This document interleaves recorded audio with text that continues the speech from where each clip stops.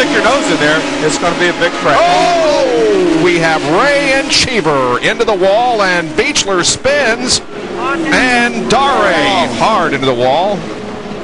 Oh, somebody down through the infield. That was Robbie Buell bouncing across the grass on the inside, trying to stay out of that. Boy, you can see Dare's car got crashed on both sides. He was in the wall, and then he came up and clipped Cheever. That's Greg Ray heading towards the infield there, and there's Eddie Cheever sitting there in his car saying, what in the heck's going on? Oh, look at this. Mark Dismore's out too. Yep. The frustration continues for Mark Dismore. That's unfortunate. Well, Dare's out of the car. His is the most damaged. And he keeps the safety guy from walking in front of the race cars there, so he's very alert. A lot of liquid coming out of Cheever's car. Here's the replay. Cheever up high. Cheever's on the outside just trying it, and they just touched wheels. They just ran out of space. Oh, hard. Boy, that's a big hit.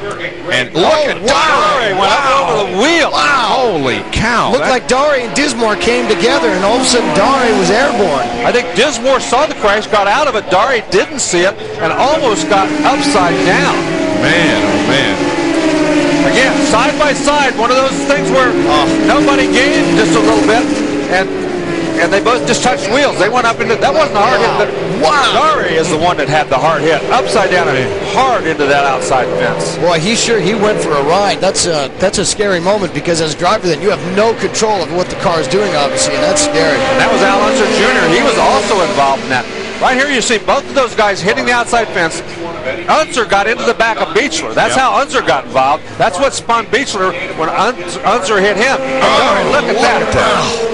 Man, oh man, he is lucky that thing came down before he got to that concrete, because if he had got into that wire meshing, it could have been a whole lot worse. I'm not sure Beechler hit anything, but he did spin. Here we are on board with Cheever.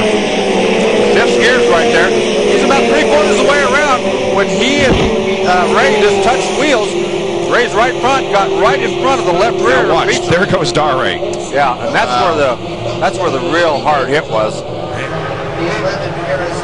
Absolutely incredible scenes then here in Kentucky. Ayrton Dare, definitely the luckiest man you've ever seen in a race car. Around the outside, on fire and airborne. We'll have much, much more of this in just a few minutes. Especially when we saw the in-car shot with Greg Ray, and yeah, here we see the big impact of Dare on the back of Dismore's car, and he's just obviously but it nearly flipped. It was nearly over. The thing nearly launched. I mean, took his front wing off, and then with all that speed, the thing just wanted to launch. Reminds me of the Mercedes, the cause of our 4 stoppage. That is Ayrton Dare bouncing off the back of Mark Dismore first, and then ramming. Well, I think that's Eddie Cheever he's just managed to glance up the side of as well. I have to say that if Eddie Cheever was parked up against the wall, this could be a whole different outcome, as Ayrton Dare was. If you see him come flying into view in a moment, just as Cheever rolls away from the wall, leaving a bit of a gap, Dare comes in and squeezes down between the car and the wall, just there. If he hadn't had that extra yard, that extra metre, then Dare would have rammed the gearbox of Cheever. And believe me, with some of the accidents we've seen so far this year, he would be looking at some serious leg injuries, if not a little more. This is Cheever coming down the banking now. He thinks he's clear, but he's clearly not. He's just got his rear wheel inside the front wheel. And this is what started things. Beechler spins out, Unser hits him, and then Dare clouts Dismore, and there he goes, like a bullet down the right-hand side.